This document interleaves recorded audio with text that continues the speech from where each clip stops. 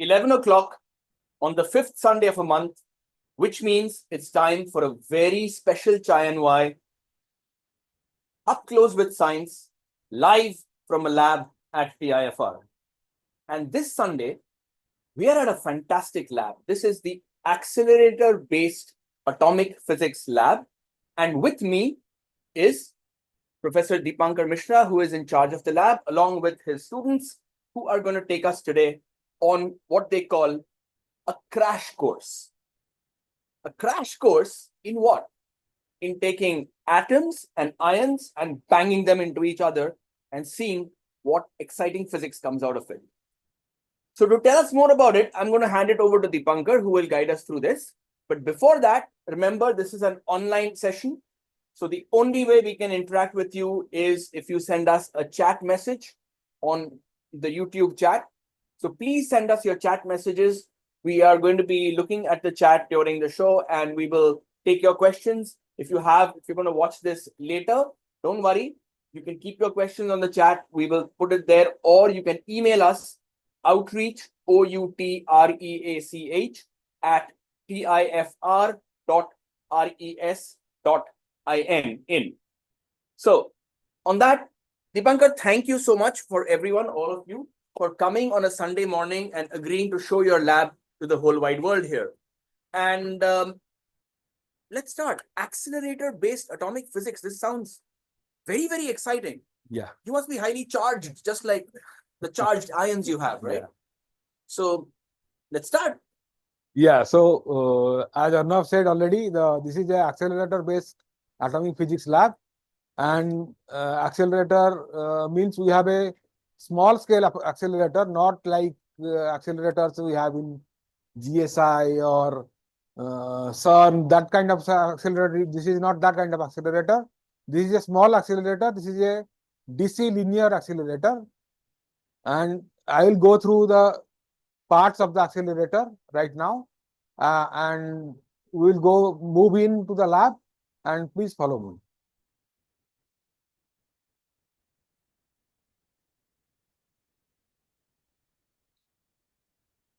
Mind.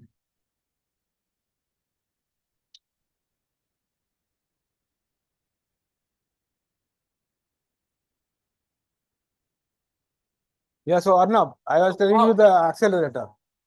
This looks like something I've seen in like these power stations and like transformers and all. Looks like very some high voltage thing happening here, right? Yes, yes. This is very high voltage. Yeah, this is up to 400 kilovolts. 400 kilovolts, 400,000 volts. Yes. I should not touch it, right? Right now we can, but not during the experiment. Okay, it's off right now. It is off now. Okay. All right. And this is where it all starts. Yeah, this is where it starts, the accelerator, with the ion source, which is basically the heart of the instrument. This is called an ECR ion source, or Electron Cyclotron Resonance based ion source. Okay. So we need atoms. Yes. But in order to move the atoms, you want them to be charged. Yes. And the way you charge these atoms and make ions out of them is by removing electrons from them. Yes. And that is done through something called Electron Cyclotron Resonance, ECR. Yeah. So this is called an ECR ion source. Yeah. So you sort of somehow make the electrons, you remove the electrons from the ions. And what ions do you use here? We use all kinds of gaseous ions. The ions which are in neutral gases. In gases. So you start with a gas? Yeah, we start with the gas. So a gas like oxygen, nitrogen, like oxygen, gases like nitrogen, all inert gases. Okay, or helium, neon, things like this. Yeah. Okay. So we start with gases and we remove their electrons to create ions. Yes. Okay. Yes. So you remove one electron? We can remove, I will give an example. For example, if I take an argon atom, then I can remove up to 16 electrons. Wow. You just strip the electrons. This is a Yes. very, very highly charged ion. Yes. Wow. And that's happening here. Yeah, that's happening here inside this blue object. The blue thing. Okay. Yeah. So inside that there are permanent magnets. Okay. There are axial magnets and radial magnets. So which confine the electrons which are generated inside the plasma. They confine the electrons, and electrons are energized by the microwave frequency, which is fed through this pipe here from that generator from that opposite side. This is the microwave inlet, and these microwaves go and energize the electrons, and they perform cyclotron motion. Hence, it is the name electron cyclotron resonance. And there is a minimum B or magnetic field configuration which allows for a particular cyclotron frequency. When that cyclotron frequency matches with the microwave frequency, then the electrons are energized resonantly. That is why it is called an electron cyclotron resonance ion source.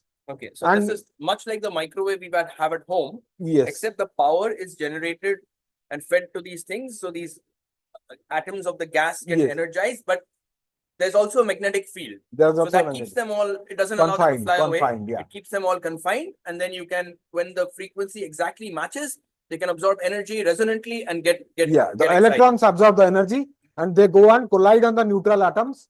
Okay. And then they ionize the atoms. Then the ions further ionize by the further electrons. Okay. And like that, so one by one sequence. Chain that happens and all these things get ionized. Yeah. Excellent. Excellent. Wow. Yeah. Okay. So this is the ion source. And after that, once you form the ions tend to diverge from each other. So they diverge as they are extracted through this. So when the ions are extracted, this part goes to up to 30 kilovolt voltage, and this is at the ground. And between them, there is an electrical insulator. The electric field created, which extracts the ions into the vacuum system. And then immediately there is a focusing lens, which we call an angel lens, that focuses the beam coming from the source and helps in transport of the beam. Okay. And I also say, let me just try and ensure that I've understood this correctly. So so we used a microwave energy, pumped it in at the right frequency. These electrons start getting resonantly excited. Yes. They bang into other atoms, they strip electrons, you get ions. Yes. Now, of course, these ions are in this magnetic field and are confined there, but we need to take them out. Yes. So to take them out, there's an electric field that we apply, yes. 30 kilovolts of electric field, and this electric field then either like pushes the ions or attracts the ions or something, and the ions move so that you can then transport them somewhere. And of course, you don't want them to fly around, so you have some focusing lens also for this. Yes. And that lens is also electrostatic lens. Electrostatic. Right? We use electrostatic fields to sort of make sure that these ions are going in one thing and not going far away. They're all collecting somewhere. Yes. Okay. After the lens, we have some provision of measuring how much ion we are creating. So that is called a Faraday cup. That is not visible from here because all these shieldings are there. Because when this machine operates, it creates a lot of X-rays, high energy X-rays, which are harmful for the health. So that's why it is being all shielded by lead shields, which are sandwiched between these aluminum plates. Okay, so this lead shielding here. Yeah, to prevent the X-rays from coming out and yeah. But normally nobody is standing here when it's operating. No, nobody is standing here. Okay. So now these ions are going to go somewhere and So after that, the ions come to this magnet. This is a dipole magnet or a analyzing magnet. See what happens when you create the ions. There are various ionic atomic species present inside. Is this a permanent magnet? This is an electromagnet. This is an electromagnet. And these are like something for cooling water? Yeah, cooling water. And these are the coils, 2 coils. Okay. These are the 2 coils. So they're just like wire wound in a coil to form an electromagnet. Yes, with the copper wire. 2 poles of this 2 poles of the electromagnet. And this helps in bending the beam of ions. It is not only bending, it is also selecting the mass over charge ratio of a particular ionic species. In that way, it is selecting a particular ion from various ions that are produced in the ion source. Like I said, it can go up to 16 plus. Suppose I need only 8 plus ion. So I need a particular magnetic field which will allow the 8 plus to pass, all others to disperse. So in this magnet, by choosing the magnetic field, Yes. you can decide which of all the ions that are produced is actually allowed to bend and go ahead. Yes. Okay. Because typically we use with one ion experiments. Right. Got it. Okay. Yeah. So I was telling you the 400 kilovolt. This is the beast which is creating the 400 kilovolts. So this is the high voltage generator. Yeah, this is the high voltage generator. So this is connected to the deck, all this high voltage deck. And as this goes to 400 kilovolt, whole of the deck goes to the 400 kilovolt. And then we have an accelerating column which is accelerating the ions through it. So here, this end of the accelerating column is at high voltage or 400 kilovolt, and the other end is at ground potential. This one is at ground potential. So there is a huge electric field which is created during this, inside this 1 meter length column, and ions are accelerated up to 400 kilovolts. Then again, there is a focusing element here, which is used to focus the beams. As it has traveled quite a lot of distance, it will tend to diverge. So we have to refocus the ions. So this is the quadrupole triplet, electrostatic quadrupole triplet, which focuses the ions back.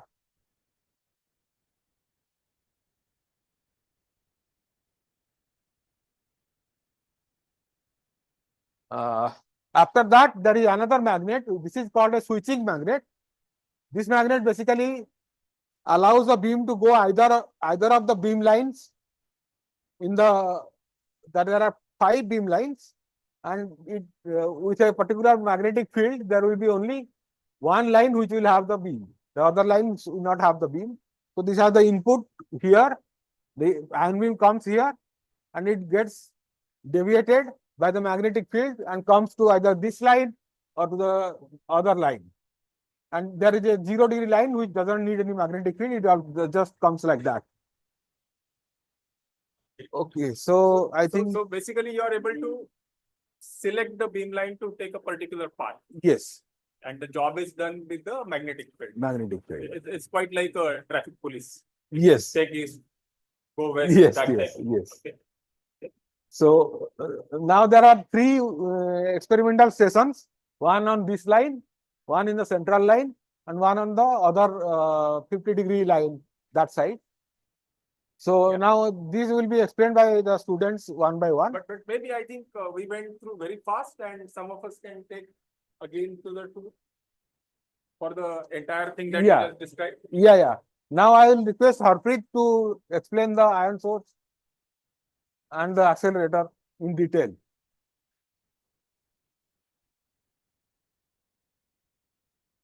Okay.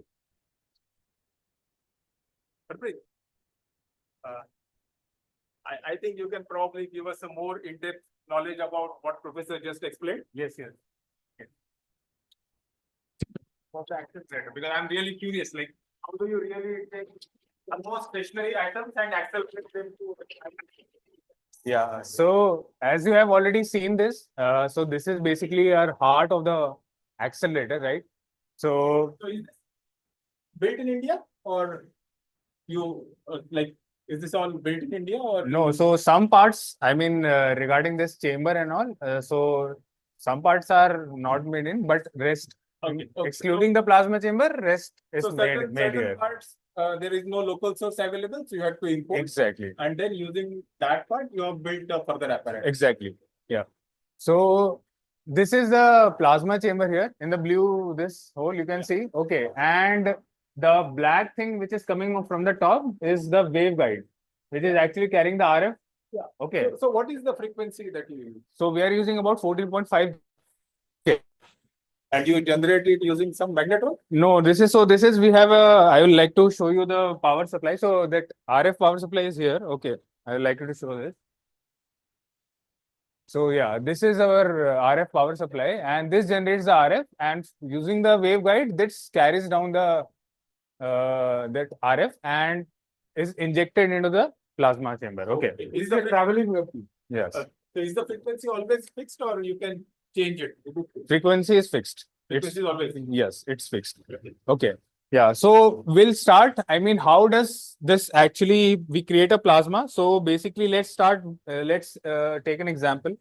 I mean, if I want to generate a highly charged ion of argon. Okay. So for that, what we do is basically we input our argon gas inside. Okay. Now what we do is we inject the RF and we create some free electrons. Then what happens is after this RF is injected, that interacts with those free electrons inside and energizes them. Okay. So now after those energetic electrons, which collide with the rest of the neutral atoms, they basically create ions of those atoms. Okay, just because ionization upon It's going like a boxing match going. yeah, it's basically that. Okay, so that creates some ions. Now we have some sort of plasma created, right? Now the thing is to preserve the plasma, and for that we have permanent magnets here, right? Inside this this chamber. Okay, so these are So these blue rings that we see, are they the permanent magnets? yeah. So this is a permanent magnet. So we have two sets of magnets. So basically, we want to confine the plasma in the radial as well as axial direction. Okay. So for the axial confinement, we have a dipolar magnet, and for the radial confinement, we have a hexapole magnet. Okay. So we have confined the plasma. Okay. Now the next part is to extract those ions, right? So for that, what we do is we apply some high extraction voltages, as Dipankar mentioned, up to 30 kilovolt. So that creates a field in the downward direction, in the pointing So in this, it is basically going from left to right. left to right. Yeah.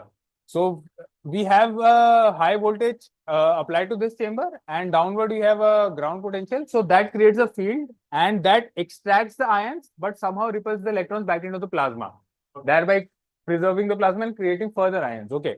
So now we have extracted those ions. Now next thing comes is basically to focus those ions, because we want to carry those ions up to the collision chamber. So we have to preserve the beam somehow. So what we do is we use angel lens. So that creates a field in the radial direction and somehow compresses the beam, right? So you are like trying to get a uniform diameter of the beam using. Yes. So that beam doesn't get diverges and hits the chamber and gets destroyed, right? We want to carry it to the further beam line part. Okay. So now we have focused the beam. Yeah. Sorry for this naive question. Yes. At this stage, Yes. what is the velocity gained by the charge? So velocity, when we are talking about, let's say few thousands of kilometer per second. We are talking, right? At this stage, or is it after the? Yeah. So at this stage, it's few thousands, and if we want to further accelerate those ions, that also we can do. Okay. Yeah. So yeah, after that extraction, now we have the next part where we can measure the ion current of the beam. Okay. So we have a Faraday cup for that. Okay. So that is just a plate, connected to a ammeter, so that when the ion falls on that plate, so it measures the current, and we have a somewhat naive idea, I mean, how much beam is coming, right? And we want to just maximize those current so as to get a. So you're looking at the maximum stable value of the current, Yes. which is an indicator of the beam health. Exactly. So, I mean, if the beam is not focused and all, so if we try to somewhat scan it, so the current will vary a lot, right? So if we maximize it, then it's sort of a very focused beam, right? So after that, the next part I think will be explained by Manojit. So after that, we have extracted those ions. But now the question is, we have all sort of ions coming, right? We have, let's say, a singly charged, doubly charged. Different charge. Exactly. And somewhat coming from the background also. So, but we want a particular set of ion, right? So for that, we need a filter. So that filtering is done with the help of a analyzing magnet, and that part will be explained by Manojit. Okay. Hi, Manoj.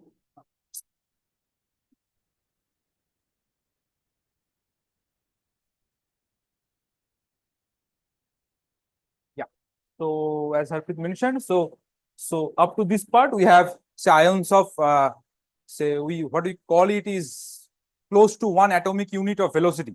So that is close to 1000 meter per second.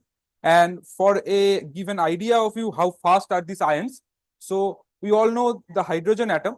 So in the ground state of hydrogen atom, where most of the time the electron lives, that is, we are close to that velocity. So it is very fast. Okay. So after we have the ions from the ion source, we have ions of several species, but almost with the same velocity, but they are of different same mass, but different charge states. So the next job is to select which charge states we want to do our experiment on. So here we what is have is called an analyzing I magnet. have a very naive question. Sure. Out there, the cross section of the beamline was circular, Ha. but here it is appearing to be rectangular. Ha, Why is it? Because we have to create an uniform magnetic field. Okay. Okay. So this cross section is, I mean, like, so wherever the beam passes, so there should be a uniform magnetic field.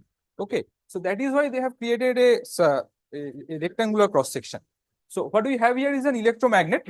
So these are the two coils basically, and these are the current carrying conductors.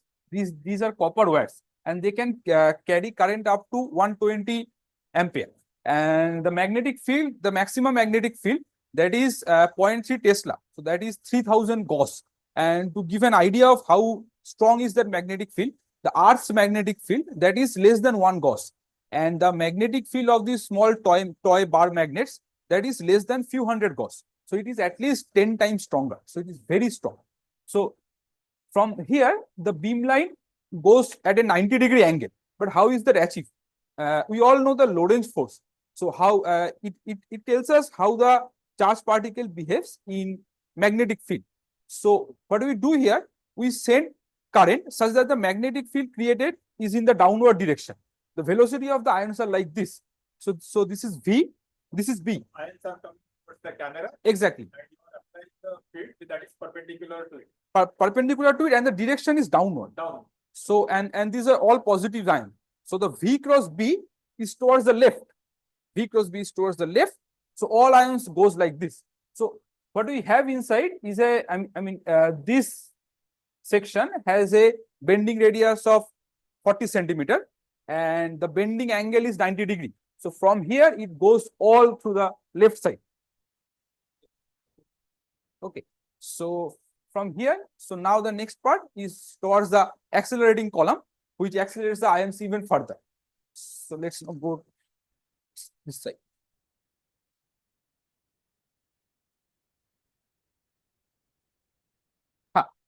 Yeah. Can you come here? Sorry. So this is what we call the accelerating column. So far we have selected the ions. So far we have selected the ions, and the ions are selected depending on the mass M by Q ratio. So depending on the charge state we require for doing the experiments, we select the current that defines that creates how much magnetic field is created. So that will bend the necessary ions. So it is basically a filtering process. After that, we will accelerate it.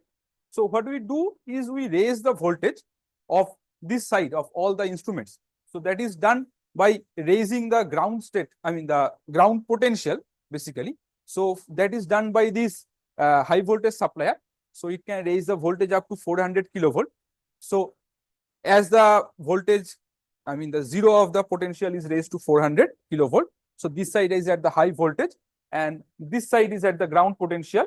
And we have these electrodes placed at uniform distances. So that creates a electric field direction. Is it like applying some incremental voltage here? Or am I? No, not incremental. This is actually decreasing. Decreasing. The high voltage is here. 400 kilovolt And is here, from and the zero is here. And it decreases uniformly. Uniform. Okay. Such that the electric field is uniform. So there is an interesting question on the chat which has come, which says that if this is at 400,000 volts, 400, yes. 400,000 volts, is it possible that you get sparks from this and Ha. lightning from this? and Yes, things but like that? we have actually preventing measurement here. So what you can see, if you can move the camera here. So this is what creates the 400,000 volts. Okay. So, but we have these domes here. If it were not here, so the electric field lines would be, it will go from top to the bottom. So that would create very sharp this what we call if the sharp surfaces create a very high concentration of charged particles, and that causes these sparks. So, but these curved surfaces, these domes actually, so that reduces the probability of these sparks. And also we have here these ceramics, okay, and since the ground potential of this part, all the instruments here is raised, and we raise the voltage in 2 steps, and all these ceramic columns helps us to reduce all these sparks. And also here, if you look here, so this part is also at high voltage, and we have these electrodes here. Okay, these sharp electrodes are going inside this vacuum chamber, inside the accelerating column, but that would have caused the sparks again. So we have these extra electrodes coming outside, and you see it has these smooth surfaces. Without these smooth surfaces, there would have been spark. So we have all these, I mean, to measures to prevent these sparks all over the beam light. So you get no spark. We get no spark. Okay. No, we get sparks from the, when you go really high voltage, from these corners are also rounded. Yes. Okay, but still we get some sparks sometimes when the humidity is high or it is not a good day. So once in a while there is a spark which goes corona. Okay. Corona ejection happens. So but then we stop and clean surface. Then we try again. So there's a lot of this kind of work has to be done.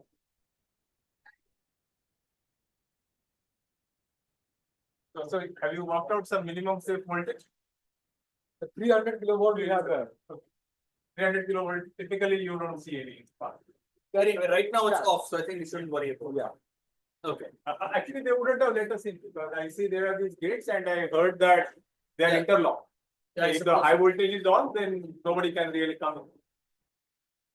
Okay, let's continue. So we have accelerated the ions, but as you can see that these beam lines are very long actually, and by the time it comes here, this part, so the beam profile may not be circular, very uniform, it may diverge. Okay, so we need to tune it such that we get a very focused beam. So the next instrument that we have here is called a quadrupole triplet. So what it does is, okay, so I will now switch over to the slides that would help us to better visualize it. Just a second. Okay. Just a second.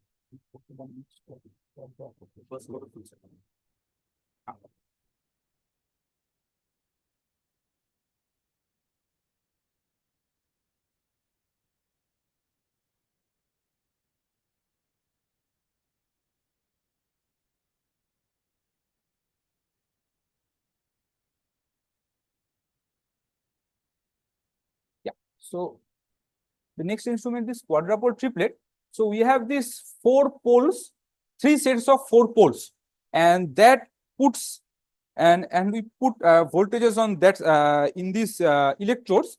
And so you can see that in the first one there are these positive voltages in the opposite sides, and on the other direction, the perpendicular direction, we have negative voltages, and in the next one it's opposite, and in the next one it is opposite again. So what is the reason to do this kind of arrangement? So there is a nice, so there is a nice optical analog which is easy to understand. So you see, by applying these opposite sets of voltages in this quadrupole, what we can create is like in optics, what is like a convex lens and a concave lens. So what happens is that in one direction, as you can see it in the slide, in one direction it is the lens like behavior. It is convex first, concave then, and convex again. And in the perpendicular direction, it is the opposite. But why do we need a triplet? Why not a single one? Because the reason is that if you put, suppose we have this one set of quadrupole. So if you put positive voltages in all sides, you may think that, okay, ions are positive voltages on each side. That would make it focused. But what happens is that when the beam is slightly off-center, it actually makes the beam more divergent. So we need at least 2 of them, such that so we push it in the first one, we push it like this and pull it like this, and in the next one we push it like this and pull it like this. So the net effect is that we get focusing in the both direction. But doublet works, but triplet works it even better.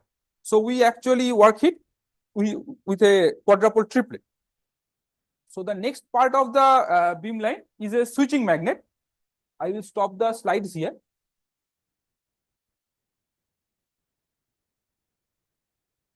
So this is a this is a switching magnet. The working principle is just the same as this analyzing magnet, but instead of bending it to 90°, we have input from one direction and output we have 5 different set of beam lines. Okay, and we have instead of one we have this 2 output at plus minus 50° and 2 at plus minus 25°. So what we do is that we know what is the energy of the incoming ions after the acceleration. We know the mass, we know the charge. So we know at which angle it would bend if we apply certain electric field. So we select the electric field, we select the current, sorry, it was a fumble. So we select the current that creates the magnetic field and that bends the ions. So higher the current, higher the magnetic. Are you always looking at the beam current after bending? Like No, after bending, yes, we can look it at the end, but we also have a this Faraday cup one here. So we can check whether it is really focused or it is divergent. So after that we switch and we can look it further. So what we have here is we have 3 beam lines, 1 at 0 and 2 at plus minus 50. And we do different physics experiment in these 3 beam lines, which will be explained further by my colleagues. up till here, now you have your beam ready. Yes, In the proper direction you want. exactly. So now it's time to do the physics.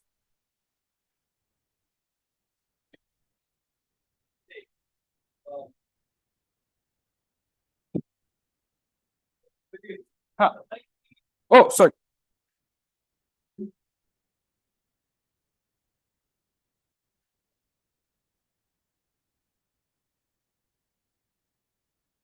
So before we come to the physics, this part is really exciting how the team has come here and now it's going to go into possible 3 different experiments.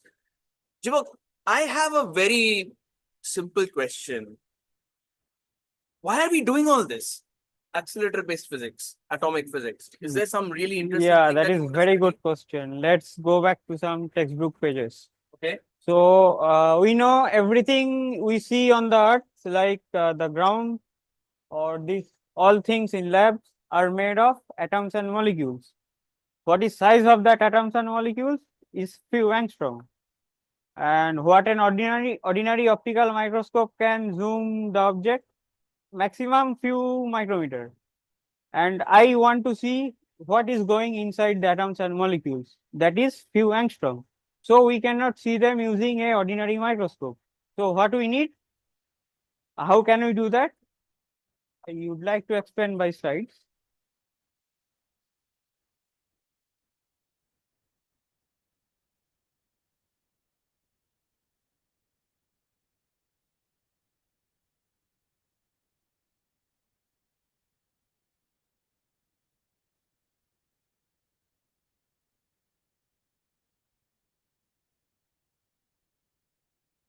Rutherford asked the same question more than 100 years ago.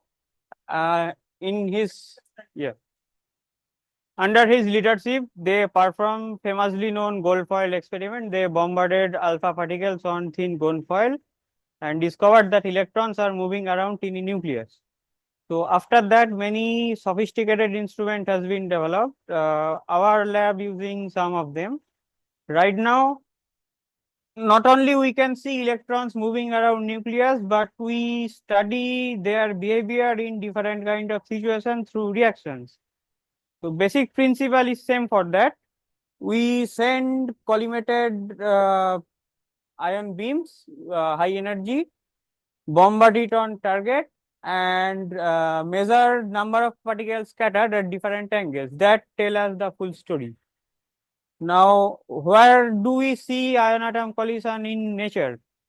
You may be aware of these 2 things which you can see in screen. One is northern lights and another is used for modern cancer treatment, that is called hadron therapy. Their high energy beam is sent to tumor cells and kill the only tumor cells instead of killing the healthy cells. What is common between them is ion atom collision. Now, the reaction responsible for this northern light is called electron capture. The ion coming with the solar winds go to the North Pole, collide with background atmosphere gases, capture electron to its excited state. When it decay, emit light, and that light you see in sky as aurora. For hadron therapy, ionization and molecular fragmentation is responsible reaction. Here we send high energy ion beams. When they collide with molecules present inside cell, that cell will fragment, and electron also emit, and that will kill only the cancer cell instead of killing the healthy cells. And so that it only kill the cancer cell, not healthy cells, we need to have full information. How do it travel during their travel path? How do it interact? That's why we need this study. Now we do all these things in our lab using the setup, and in everywhere you can see here, everywhere, first of all, everywhere we need a high vacuum when the beam is traveling. Why we need that? So yeah, vacuum. So vacuum is the utmost necessary thing in our whole beam line, starting from the plasma chamber to till the end of the where this beam is interacting with our target, right? And so, what is the necessity of maintaining this vacuum? Is basically to minimize unwanted collisions. So we don't want our ion beam to interact with the background gases and to get lost. Okay, we want the beam till the end of our collision chamber, which is present here. So for that, we require a vacuum, and for the context, the vacuum we are maintaining is about 10 to the power -8 millibar, and that is roughly a less than of a billionth of a normal atmospheric pressure we are maintaining, and that we are maintaining with the help of high powerful turbo molecular pumps and all. Okay. So yeah, next I have already talked about this ion accelerator, and this is the sort of a schematic of whole the accelerator. So starting from the ion source, we have the angel lens, Faraday cup, analyzing magnet, and this we have already talked about. Okay, just for the reference, this is the schematic how we are actually generating our plasma. We have a microwave coming fed into the neutral gas, which ionizes, energizes the electron, and that those energetic electrons further collide with the neutral atom, then producing higher charge states of the gas. Okay, and that we're confining with the help of dipolar or hexapolar magnets, and this is sort of a in a minimum B structure, or which is the magnetic field is minimum at the center of the plasma. Then we are extracting with the help of extraction voltages, that is accelerating the ions further down to the this angel lens, and this is somewhat of a schematic of the angel lens.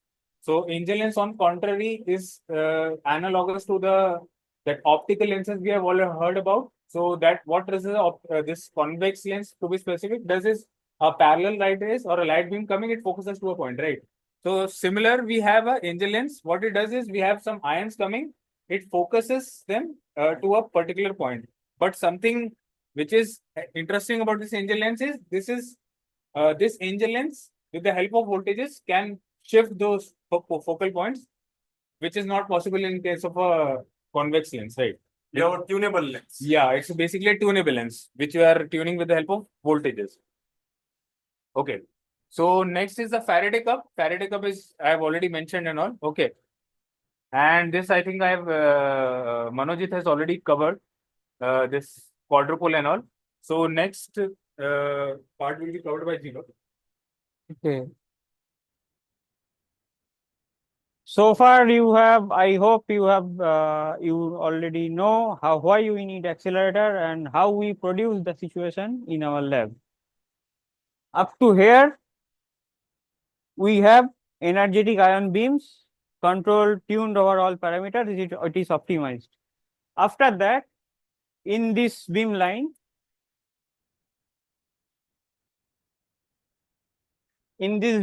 we have a setup called cold target recoil ion momentum spectroscopy, in short from ColTRIMS. Here what we measure is where we measure momentum of recoil ion. How do we do that? we first to have a cold target. Suppose I want to make target of helium gas. We feed it to this chamber. Inside this, we have a nozzle. After it, it expands supersonically and it passes through two skimmers that make a geometry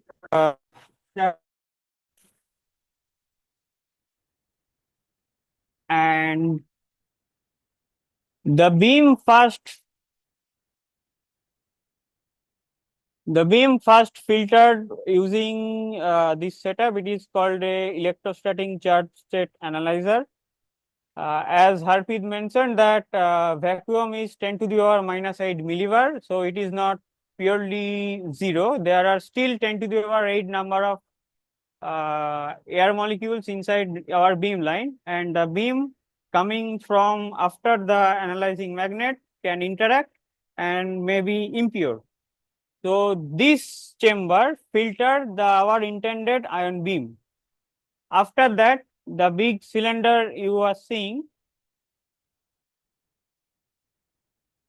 this big cylinder you are seeing here, inside this we have spectrometer, and further we have two detectors, one ion detector here and another is mounted at the top.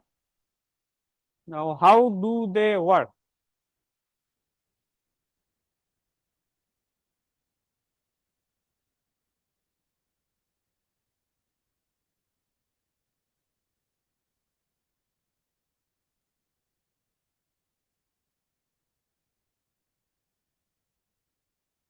Is it starting?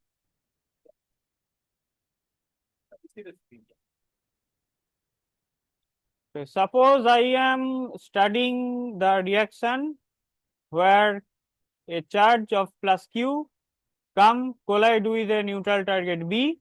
This charge of plus Q will be called projectile. Captured M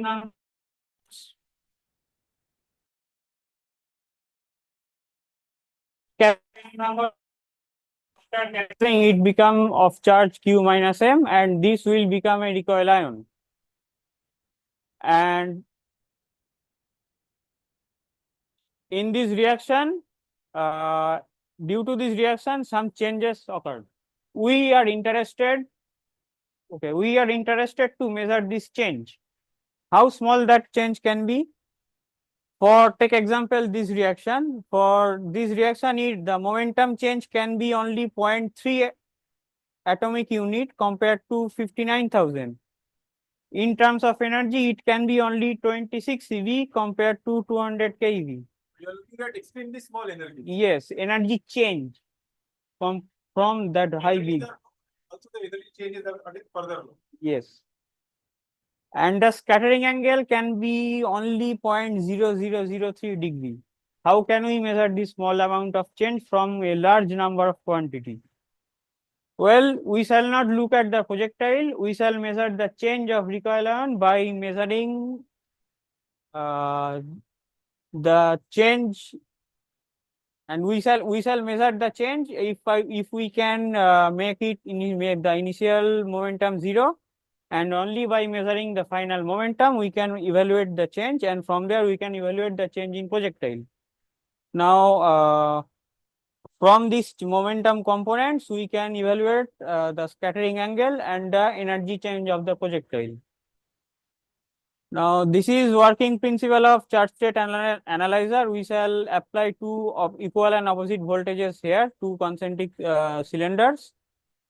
Only intended energy beam will pass through, others will be destroyed or collide to wall.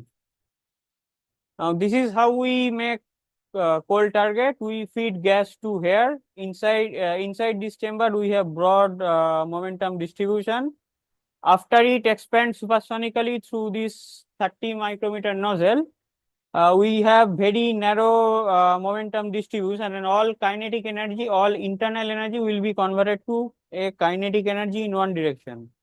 And when it passes through this nozzle, it will be called geometric cooling, and along this direction our momentum distribution will become much narrower. So within our spectrometer resolution, you can say this is 0. So we have initial momentum 0. Now, how do we measure final momentum of recoil ion? We set electric field such that we have one-to-one mapping from raw data to momentum components. We calculate momentum components using these relations. Now, this is how the spectrometer overall works. As we know that every reaction has certain cross section. For our case, it is only 10 to the power minus 16 centimeter square. So all ions coming will not interact with the target. So the ions which are not interact with the target will be dumped to a Faraday cup due to application of electric field here.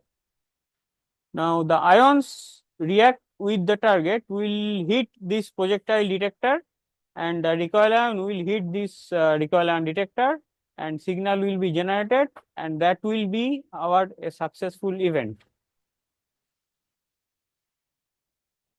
Now, what we have learned from this spectrometer, take this example. This is collision of 5 target. It captured 1 electron. We have observed this energy change spectrum. The big peak you are seeing when electron is captured to ground state, and the smaller peak is captured to excited state. For ground state, we observe this scattering angle distribution, which varied from 0 to 0.25 degree, and we have find out that this scattering oscillatory type of scattering angle occur when the wave matter or the matter wave of projectile scattered with this much amplitude. When they coherently superpose, they will make this kind of scattering angle distribution. Another kind of discovery, which Harpreet is master of that.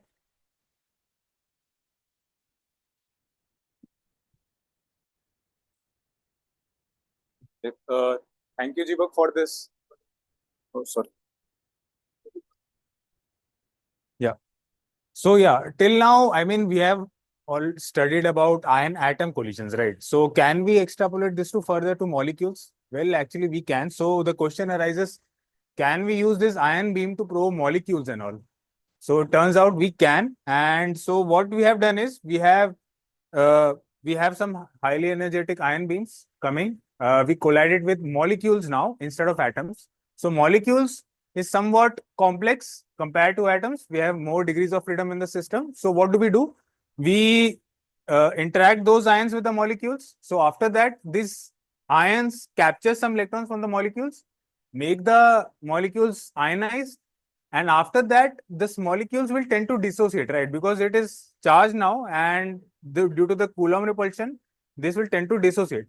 Now, what I've shown here is this is a schematic of interaction of ion with the specific molecule I've shown here is N2O molecule. It is a triatomic linear molecule. So after that, so when this interacts with this linear molecule, what will happen is this will tend to dissociate, right? Now the question arises, like, how will this molecule dissociate, right? So we have multiple bonds here. Now all of the bonds can break instantly, or maybe the bonds can break in a sequential manner, right? So the first thing is all the bonds break, and we get there is a sort of an explosion here. We get all the recoil ions, and from that we try to deduce like how this or what sort of channel was followed by this fragmentation, right? The other thing is the molecule one bond can dissociate. We get a daughter ion, and after that we have another molecule, a diatomic molecular ion, and that will sort of perform some dynamics, sort of, let's say, vibrations or rotations, and then it will dissociate further, right? So for that, how do we actually question arises, how do we actually separate these sort of mechanisms? Multiple different mechanisms, right? So I have shown here some representations. As you can see, these are labeled as Newton plot and Dalil plots. So these actually try to help, try to basically separate these or disentangle this sort of mechanisms. From this, we are actually able to extract the orientation of the molecule at the time of dissociation, and further how is this molecule rotating in the intermediate stage, right? Also, I've shown some time of flight spectra here in the center plot. So this time of flight spectra is basically to separate all the recoil ions coming based on their m/q ratio, right? So this is one aspect of how we use or how can we use these collisions to study various systems, atomic as well as molecular. So I think next part will be covered by Shikha. That will be, I think, electron spectroscopy. Okay.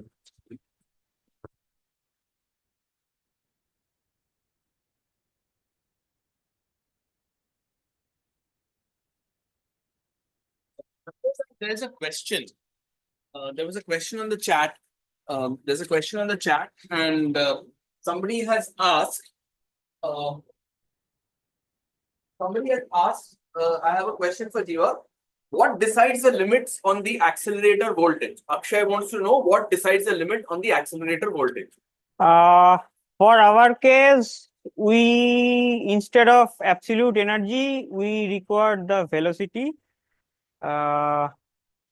We want our velocity comparable to the molecules which we are targeting.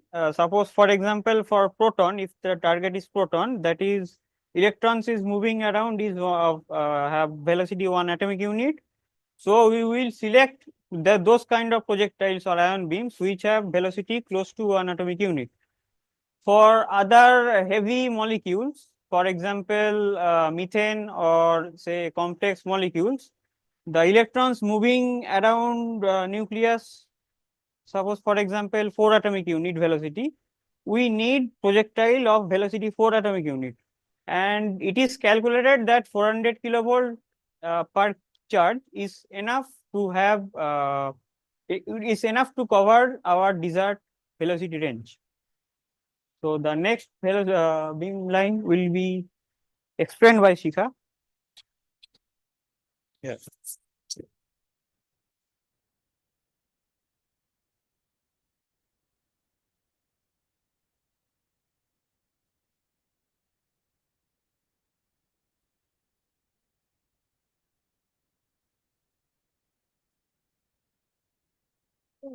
नहीं दिखाना, पहले वो दिखाना.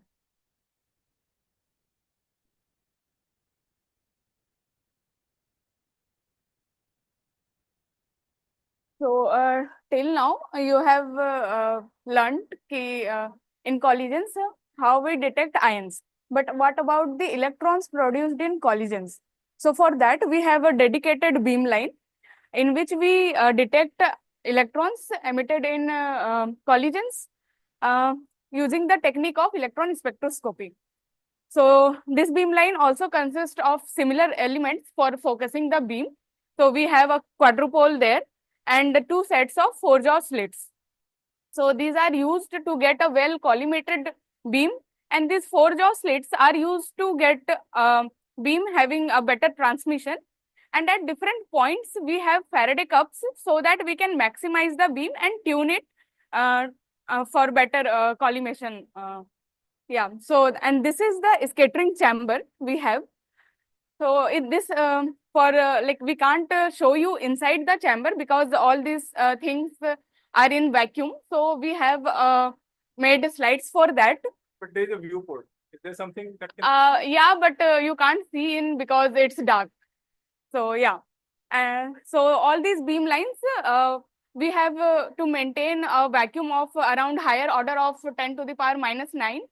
And this we achieve using a combination of rotary and turbo pumps. So inside this chamber, we have mu metal sheets installed to shield the stray magnetic fields. By shielding the magnetic field, we are not blocking them, but using mu metal sheets, we are kind of providing a path for them to get vanished. So now I can show you the slides.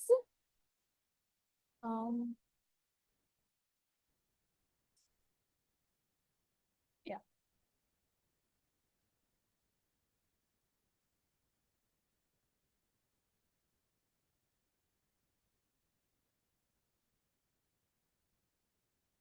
So this is the schematic diagram of our electron spectroscopy beam line. So here you can see that this dashed circle is the mu metal sheet, and since we are detecting electrons, so in collisions the electrons can be emitted in different directions also, and with different energies also. So to detect those electrons, we have electrostatic hemispherical analyzer, which basically what it is basically is this. So here you can see this hemispherical solid, and suppose you have taken a cuboid, so scoop out a hemispherical geometry of a bit greater dimension from that cuboid, then you will get this second electrode.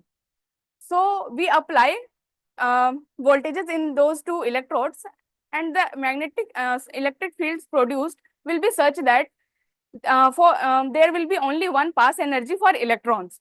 So for a set of voltages, the electrons of that particular energy only will be tracing this semicircular path, and at the exit of that path we have installed detector, which is a channel electron multiplier. So this detector then sends signal, and which goes through different electronic units to amplify the signal, to cut the noise, and to basically count the events. Then You're perhaps looking at two electrons. yeah. And what happens to the remaining? No, so this hemispherical analyzer is, we have kept it at turntable. So basically the electrons are ejected in different directions. So we can so we can rotate that turntable. Yeah, so it's like we are Like a sampling. we are for a particular angle, we are scanning a range of energy of electrons. So we move the turntable and keep the analyzer at a certain angle. Then we scan a range of energies. Then we can again change the angle. So it's like that. So then the It's like taking snapshots at different angles. for like we have to repeat the same process for different angles. So after the electronics, the signal is fed to LabVIEW data acquisition system where it's recorded, and we get a graph like this. So this you are seeing is a 400 helium-2 plus projectile impact on methane. So this is the kind of graph we look at, like what we get as raw data. And here, like on studying this data, we try to know the different collision dynamics and also about the atoms. So this is the first graph is for 400 keV impact on methane. The second is for 400 keV helium-2 plus impact is on uracil, and the third is you can see is angular distribution. So basically, for a particular electron emission energy, we have plotted for different angles. So third may you can see for forward angles, there is a huge double differential cross section, and the lower it is for backward angles. So the double differential cross section we call it because the cross section is a the cross section is a function of angle also and electron energy also. So that's why it's double differential cross section. Now this huge double differential cross section in forward angles is attributed to the momentum of projectile. So as it moves forward, it kind of still interacts after the collision, it still interacts with the electrons emitted. So it kind of drags it in the forward direction. So that's why we get a huge count and in the forward direction. Now in the energy distribution, you can see, so you can see a peak at around 240 eV, 340 eV and 490 eV. So these three peaks are called OJ peaks. So for different molecules, depending on the atom, we get these OJ peaks. As like in uracil, we the formula is C4H4N2O2. So these three peaks are for carbon, nitrogen, and oxygen respectively. What the OJ peaks are is that somehow in collision there is a vacancy in K shell. So we have electron-electron correlation there. So to fill up that vacancy, electron from outer shell will try to fill up that vacancy. Now the extra energy will be given to an adjacent atom and it will just get ejected out. So it is the dissection of those electrons only. So this is how we study it, and this is the different aspect of our studies in this lab. So maybe the So I think. now, sir. Yeah, please come the show. Okay. Yeah.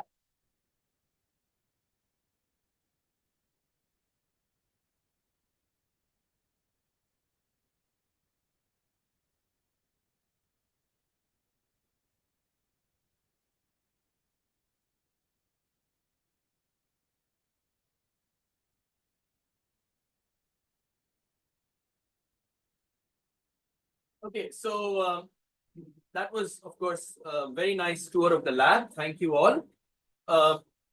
Let's see if we have any questions. Let's quickly see if we have any questions. I don't see any question on the chat, but I had a few questions for you over here. So come. So you started off with showing us how you accelerate these atoms, create ions. I mean, first create ions, accelerate ions, move them, focus them, move them to whichever one of the three targets experiments that you have, and then you essentially bang the ion into either an atom or a molecule and try to study what happens, right? And you said that this is also useful for example, some hadron therapy, etc. Now, how far is it between what we do over here in the lab versus the machines that are available for, say, treatment or something which is used by, either a hospital or somewhere? Yeah. That's one question. Yeah. The other question is, for example, you said that you are hitting an ion into something like uracil, which is an important biological, molecule. How useful is that information to people who are in the biology field trying to do something? Okay, so for hadron therapy only. So for hadron therapy, the doses, the radiation that we use is in the energy range of GeV, but the place but in the body where the interaction takes place is in the range of keV to MeV energy. So that energy range is similar to our ECR energy range. So now the interaction is like low energy electrons around the tumor cells. They attach to the tumorous cells, and through dissociative electron attachment, they destroy the cancerous cells. So to scan it is helpful for the modeling of hadron therapy by knowing the double differential cross section. If we do some modification in uracil, so if you do some modification in uracil and somehow increase the number of electrons emitted, so then we can significantly reduce the doses absorbed by the body, because the more the doses, it will destroy healthy cells also. So am I correct in saying that the work which you do here is helpful in trying to understand how these hadrons beams that come and interact with tumors or normal cells, how the process happens, how do these electrons actually destroy the cells or attach to the cells or something, and the knowledge that we get understanding the very basics of how these interactions happen can help design therapies where lower doses will be required. Yes. Okay, great. Yeah. Great. Yeah. Okay, audience, if there are any other questions, this is your time to ask right now. Another application we have which we not covered, that is called free electron laser. In free electron laser, we need to populate ions to various excited state, which is difficult or not so optimized using a laser. Electron capture ion atom collision reaction is very good for them. So this work is also useful for the field of free electron lasers. Yes. And wherever plasma is required, there we need this study. So I hope what we've been able to show you is that very basic research in trying to understand how ions interact with atoms and molecules is useful. It's useful also to understand basic physics and understanding what exactly happens when you strip electrons of an ion. In designing experiments, you have to move these ions and focus them on a target, and then understand what happens. How do these interactions between ions and atoms and molecules happen? And this, in turn, is useful later on for other applications as well. So thanks a lot, Dipankar. Thanks a lot, all of you. It was wonderful to see the lab. It looks really, really complex over here. And I am sure that it must be very exciting. Of course, today we are in the lab, so we are seeing it when it's not working. But maybe someday we should come and see how you guys control the equipment and get all your data. When it is working, I'm sure it's very exciting to see the experiment when it is running as well. So on that note, remember that if you are watching this video later, you can still put in your questions and comments on the chat and we will take them. And Chai and Why happens on the first Sunday at Prithvi Theatre in Mumbai. The third Sunday is also an in-person session. The fifth Sunday, for months that have a fifth Sunday, we are live from a lab in TIFR. And the next session, the first Sunday of April, we will be at Prithvi Theatre looking at one tiny worm with 4 Nobel Prizes. We're going to have a session on biology. That's coming up next. That will also be partly streamed on YouTube as well, in case you can't make it in person or you're not in Mumbai. But otherwise, please follow us and join us. And thank you.